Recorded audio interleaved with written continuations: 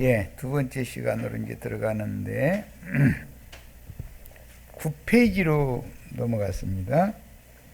5절, 계시록 12장 5절이에요. 여자가 아들을 낳으니, 그런데 지난번에는 사내 아이를 낳으니 그랬는데 아들이라는 말이나 사내 아이라는 말은 그저 헬라어로 피오스라는 말은 아들, 사내 아이 같은 말이에요.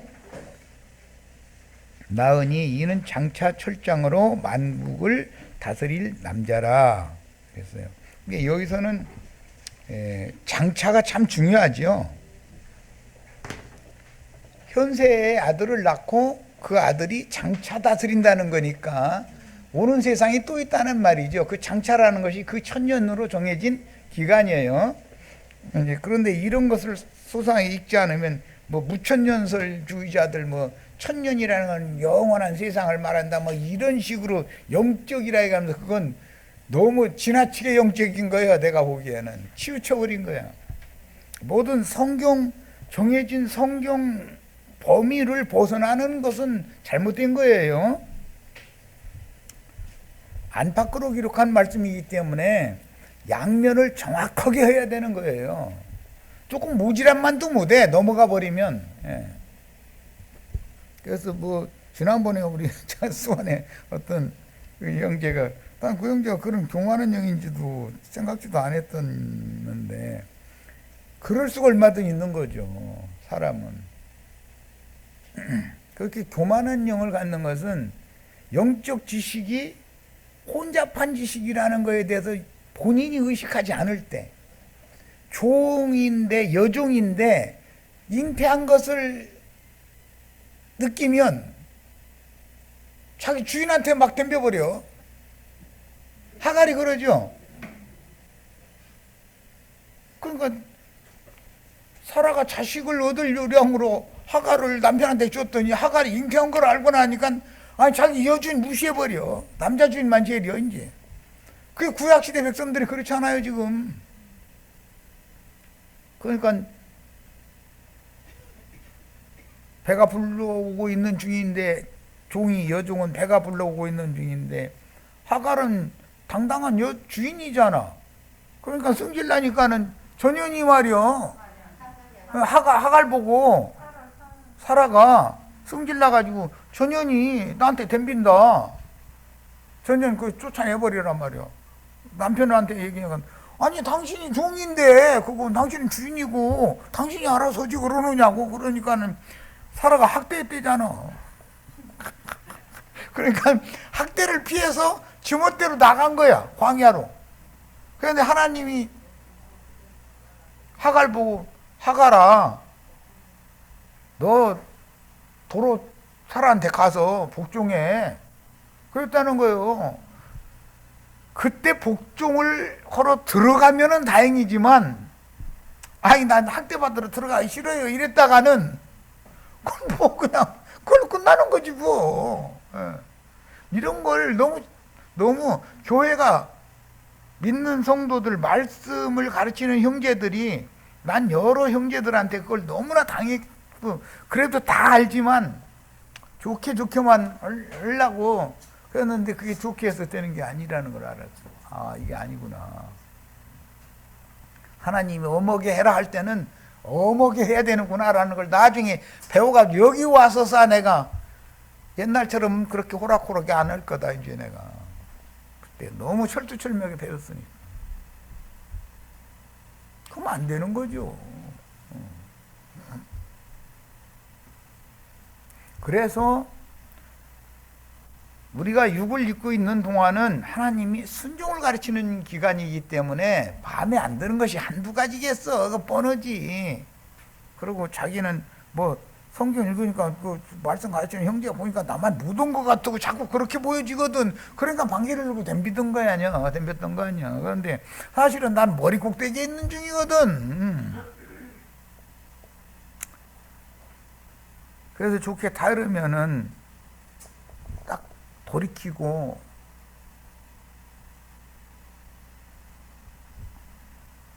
세상 권세 가진 여자 편에 들을 것이 아니라 내 편에 서야 되는 거죠. 그런데 이걸 못 알아듣는 거예요. 그런데 그렇게 지금 말하는 것처럼 노골적으로 말할 수도 없는 거잖아.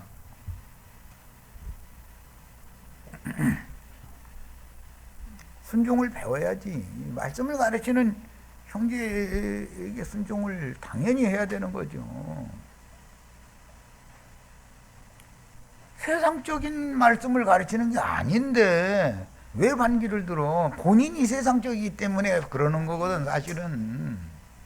그런데도 영적 지식이 꽤 있으니까 이게 혼잡한 거예요. 영적이면서 육적인 거, 이게 사람 죽이는 거예요, 아주.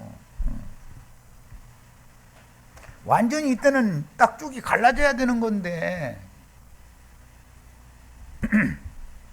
이제는 이걸 더 소상하게 하려고 열왕기 하편을 내가 일부러 인용을 해놨어요. 열왕기 하로 갑니다. 4장 1절로 7절. 선지자의 제자들의 아내, 그랬는데 여기서 선지자는 엘리야죠. 엘리야는 제자들을 두고 순회 전도를 해가면서 가르쳤잖아요.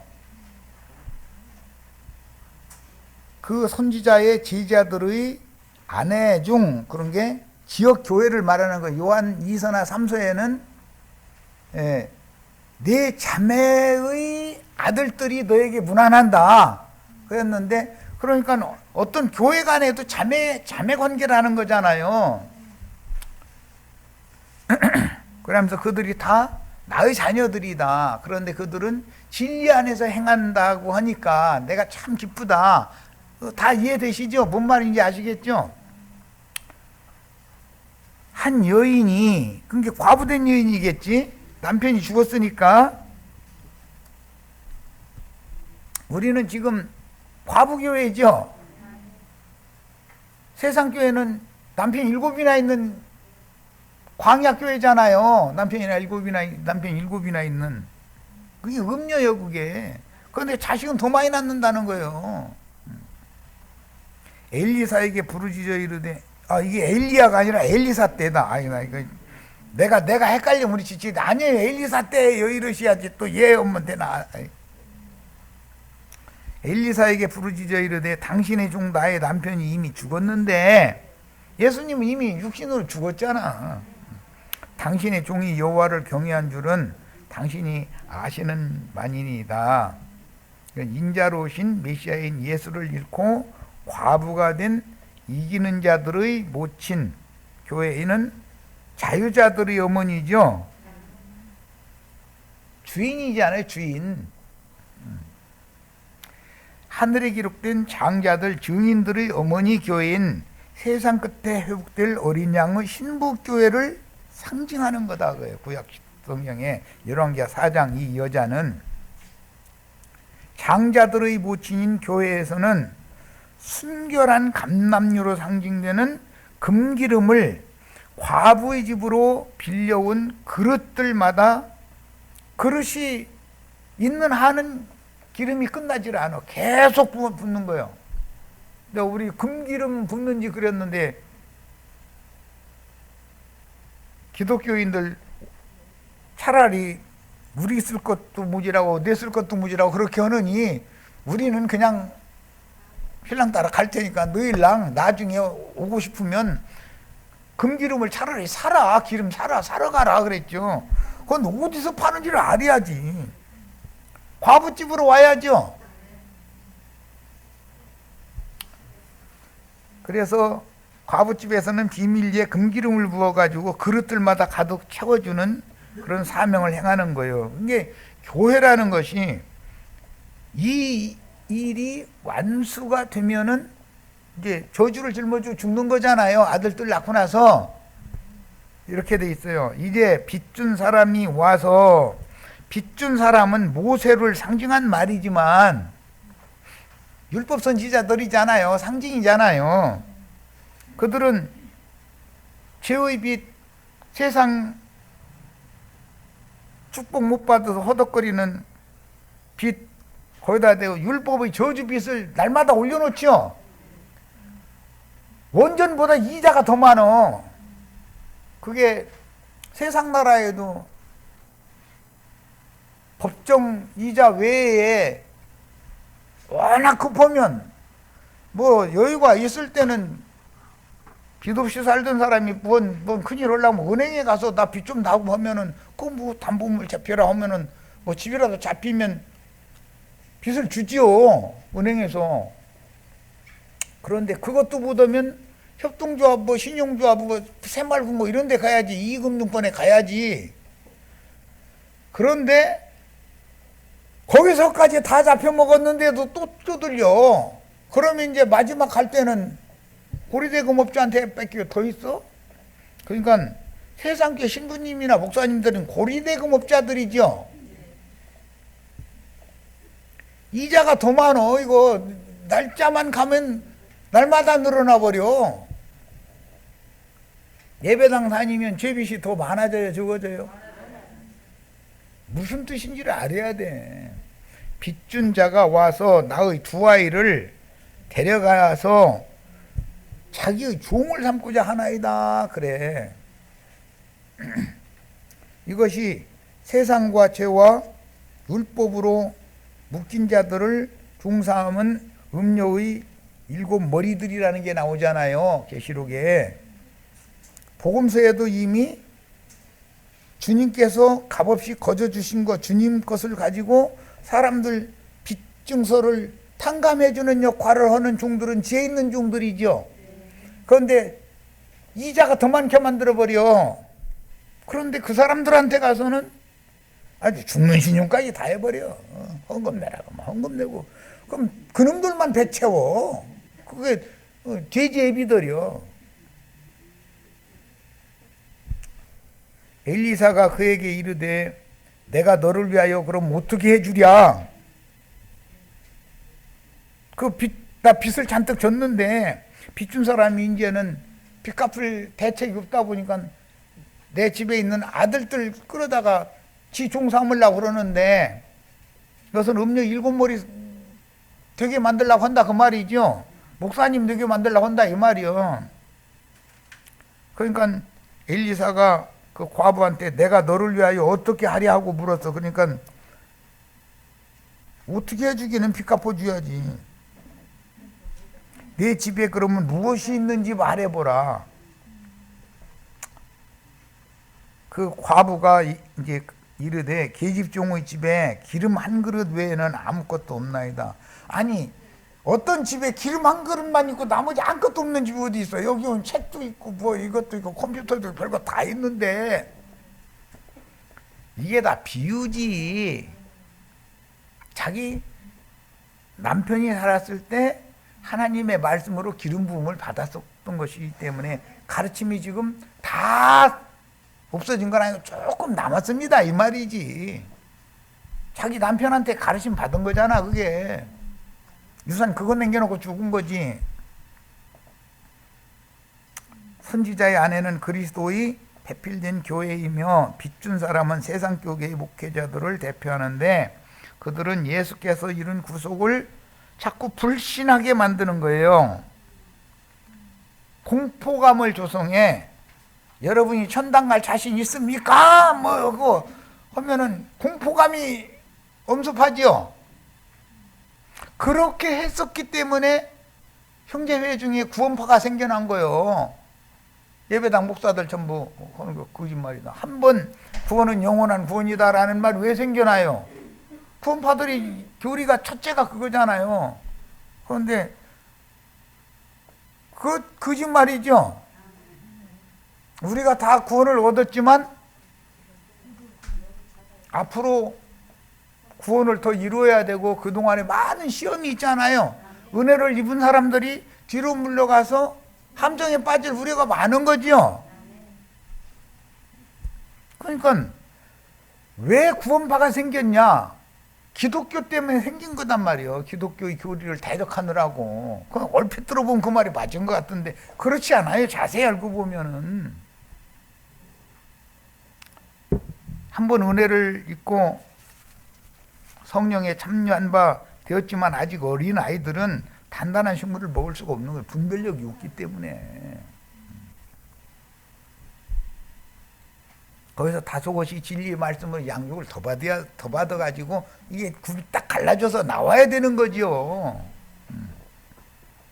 그래서 구속을 불신하게 하여 신자들에게 죄의 빚을 점점 더 무겁게 짊어지고 쓰러지게 하는 거. 이게 율법의 역할이죠. 광야교회 생활을 하면 할수록 죄짐에 쓰러지고 못 일어나서 엎드러져 죽을 때까지 계속 짐 올려놓는 게 율법 가르침이잖아요. 그러니까 예배당 신앙생활 오래 하면 할수록 죄짐이 더 무거워져요, 가벼워져요? 이것을 왜 모르는지 모르겠어. 해보면 아는 일인데. 나중에는 목사님 눈치 보느라고 떨려서 아무것도 못 한다니까. 시간이 오래 지나면. 장로님들, 권사님들은 그러죠. 눈치밥 먹잖아요. 목사 눈치 보지. 우리 형제 자매님들 나도 아닌 게 눈치 본 적 있어요? 눈치 보지 말라고 그러지.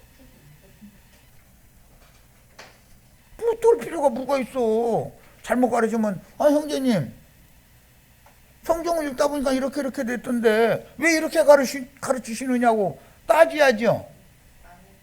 남편이 뭔가 잘못하면 밥상에 앉아서 아내가 따져야 되잖아. 그런데 막 벌벌 막 구글려가면서 떨으면 어떻게 해요? 그럼 허라고는 또 안 해 또.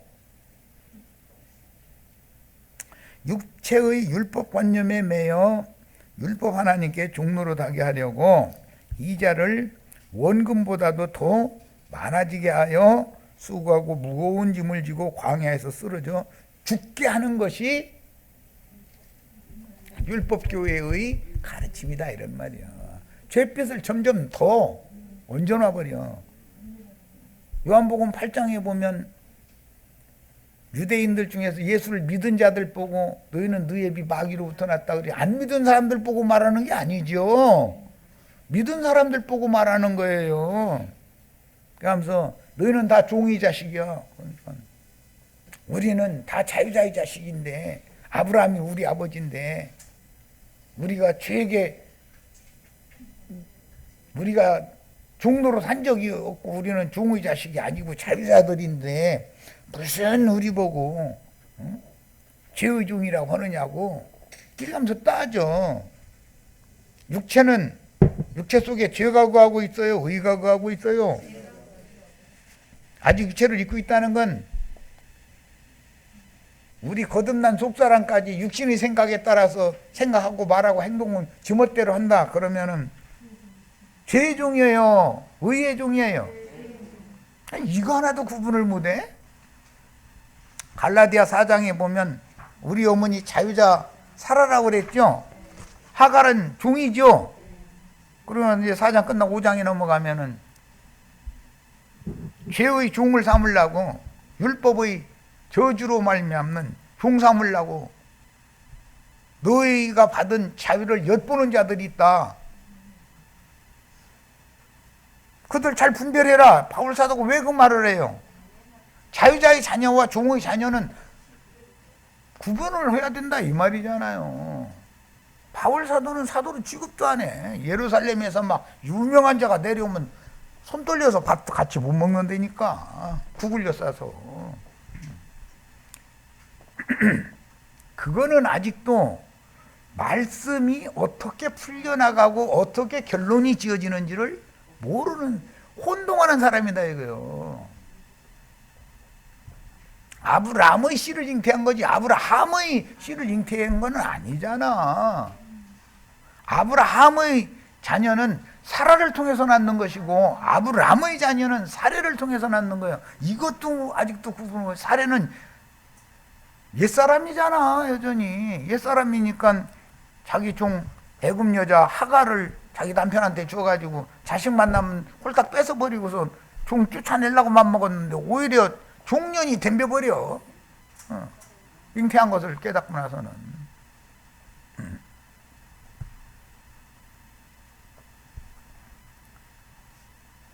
태가 다친 짐승 보고는 둘치라고 그러죠. 둘치라는 말을 우리 아시는 분도 있고 모르는 분도 있는 것 같은데 수컷을 무조건 오고 거부하는 그 사람은 성녀라고 그러는데 무조건 오고 거부해버리는 암컷은 둘치라고 그래. 그럼 새끼를 못 낳아. 수컷도 무조건 거부해버리니 그건 태생이 그렇기 때문에. 그건 날 때부터 고자인 남자가 있는 것처럼 여자도 고녀가 있다 이거예요.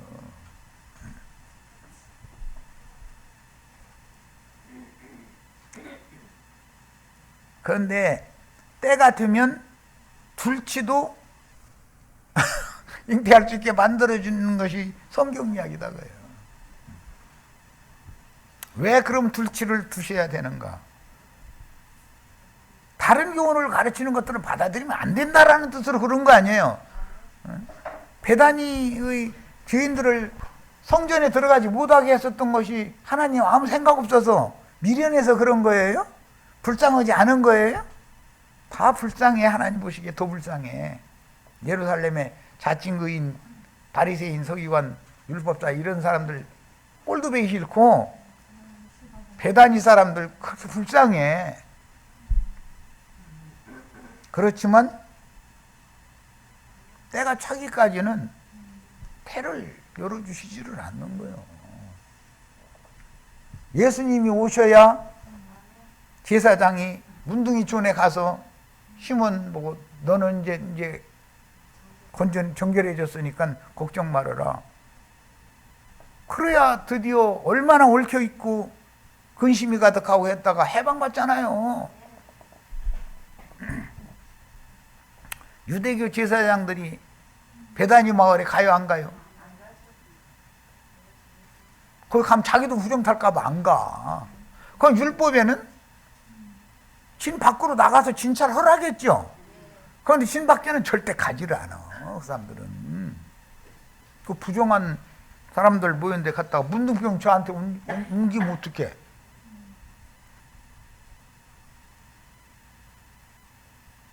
이런 걸 백날 가르쳐도 여기서 가르침 받을 때는 아멘 아멘은 난 다 알아들은 줄 알았는데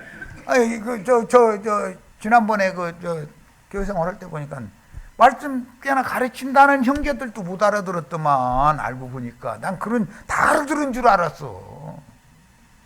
나름대로 듣는 거예요. 나름대로 자기 생각 안에서. 문 닫고 나가면 도로고 타령이야. 그걸 아주 철두철미하게 깨달았어요. 주님께서 하늘문을 여시고 용감으로 계시를 해주시기 전에는 내가 가르치는 것이 소용이 없는 거구나. 결국은 내가 가르쳐놔도 주의 성령께서 개인적으로 또 만나서 정확하게 가르쳐 주시기 전에는 이게 아니구나라는 걸 배운 거예요. 우리 형제 자매님들은 성령의 계시가 다 임하시기를 바라요. 나중에 이제 만나서 얘기해 보면 그때는 그렇게 말씀하시지 않았고 그때는 비스무리하게 어렵게 했다는 거예요.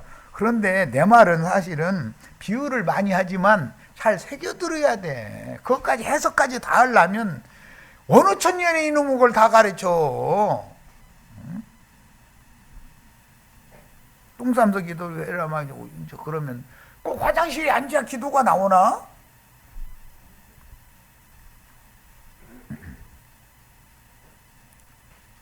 배 터지도록 먹기만 하고 배설을 안 하면 어떻게 사냐? 사람이 배설도 시원하게 통해야지. 그런 뜻으로 하면은 영적으로 주님과 통할 수 있는 사람이 되어라 라는 말을 비유로 똥 싸면서 기도해라 그러면 나는 부정한 자니까 나 좀 살려주세요. 똥 좀 잘 나오게 해주세요. 이러고 기도해야 되는데 먹는 것만 잔뜩 먹어놓고선 배설을 않고 앉았으면은 난 그런 것을 느꼈기 때문에 그때 그런 비유를 했던 거야.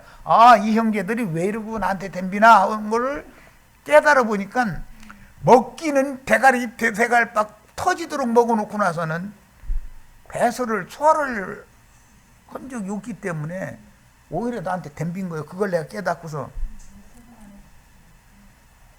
이 그릇은 더러운 그릇인데 더러운 거 다 토해내게 해주세요 하고 기도를 해라는 뜻으로 비유로 말했더니 똥 싸면서 기도하라겠다고. 어떻게 똥 안 싸면 그럼 기도 못하냐. 이제 이렇게 나가버리니까 이야 참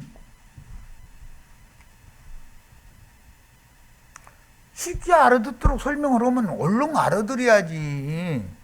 나도와 형제가 무슨 육신적인 똥살하면서 뭐 육신적인 기도하라는 그런 말을 할 리가 없잖아. 왜 못 알아들어 그런 걸. 듣는 사람이 육에 속했기 때문에 증거하는 말을 다 육의 말로 듣는 거예요. 그게. 자, 그 다음에 여인이 이제 밖에 나가서 자식들 보내가지고 그릇 많이 빌려오게 보냈죠. 웬 동네 다니면서 이제 그릇 다 빌려왔어. 선지자는 계속 기름병 들고 서서 기름을 부어. 그릇이 마지막 그릇까지 다 붓고 나서 여인이 물러가 그 두 아들과 함께 문을 닫은 후에 그들은 그릇을 그에게로 가져오고 그는 부었더니 그릇에 다 찬지라. 여인이 아들에게 이르되 또 그릇을 내게로 가져오라. 이게 두 증인들이라는 것은 그릇 빌리러 다니는 사람들이죠. 선지자는 기름을 붓는 중이고 집에서 문 닫아 놓고서 아니 아들이 이르되 다른 그릇이 없나이다. 더 이상은 기름 부음 받는 것이 합당한 사람이 없어요 이 말이겠죠. 그러니까는 기름이 그쳐버리더라는 거예요. 그러면 한 시대가 끝난다는 뜻이다 이 말이야. 성령의 역사가 이제 끝난다 이 말이잖아요. 뱀의 낯을 피하여 순결한 금기름의 말씀으로 양육한다는 뜻인데, 기름 부음을 받는다는 건 유대인들의 율법에 나병, 유출병, 그 다음에 시체나 무덤을 만진 자로 정죄받아서 예루살렘 성전에 계신다라고 믿고 있는 사람의 손으로 지은 성전에 들어가서 그 하나님 앞에 경배할 자격도 없어. 그러면 하나님이 오시는 것은 봉안샘으로 보존을 하느라고 그런 거다 이 말이에요. 그들을 불쌍히 여기지 않는 게 아니야. 예수님은 그들을 찾아오신다 이 말이야. 이스라엘의 이뤄진 자를 찾아오신 것이죠. 잘 먹고 잘 사는 사람들 부태여 보려고 예수님이 사람들한테 뭘 줄 것이 있어. 우리는 배부르고 우리 모든 걸 다 가졌다는데 오히려 예수님한테 따지잖아. 말씀 가지고. 저희는 말씀 잘한다고 생각하니까 그러잖아. 아니 모세에게 그 말씀을 주신 분이 직접 와서 말씀하시는데 예수님한테 따지면 그게 얼마나 황당한 일이요. 그런데도 지들이 뭔짓 하는 일을 모르는 거예요.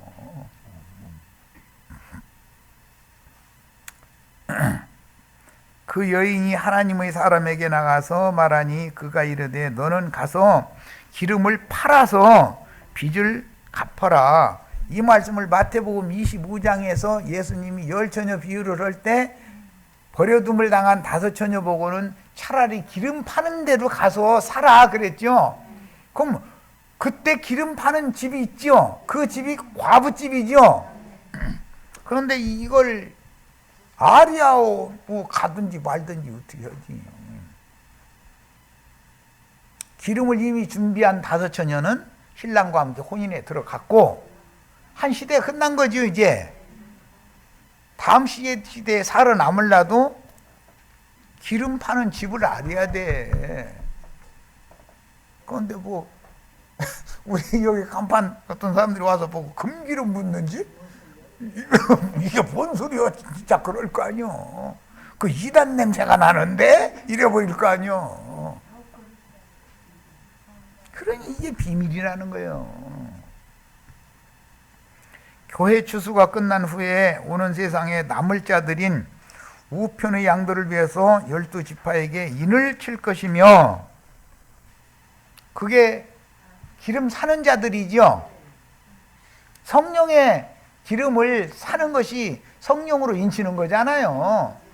그럼 누가 그런다고요? 계시록에는 동방의 해 돋는 곳에서 올라오는 왕족들이 기름 장사들이다 이거예요. 그들은 제사장 나라를 기름 부음 받으면 제사장 나라를 실현하죠. 혈통적인 이스라엘이 일시적으로는 버림받았지만 이방인들이 구원의 때가 중간에 껴야 되기 때문에 그런 것이고, 이스라엘 12지파가 구원을 받으면 제사장 나라를 실행할 거다 이거예요. 이게 하나님의 영원한 뜻이죠.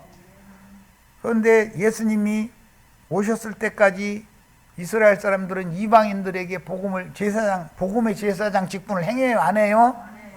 자신들끼리만 모여서 먹고 마시고 이방인들한테는 한 상에서 먹으려고를 안 해요. 부정한 것들이라고. 제사장 나라를 하는 것이 그들이 목적인데, 이스라엘을 먼저 택한 것은 제사장 나라가 되게 하려는 거죠. 그런데 계시록에 가서야 그분의 왕국과 나라와 제사장을 삼으셨다. 우리가 지금 그분이 나라와 제사장들이죠. 이게 제사장 나라죠. 이런 것을 아무리 읽어도 몰라.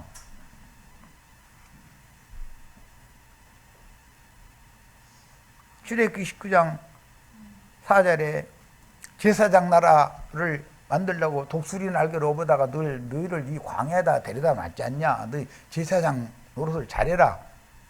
그게 하나님 뜻이잖아요. 그런데 예수님 오실 때까지는 이방 죄인들한테 가요, 안 가요?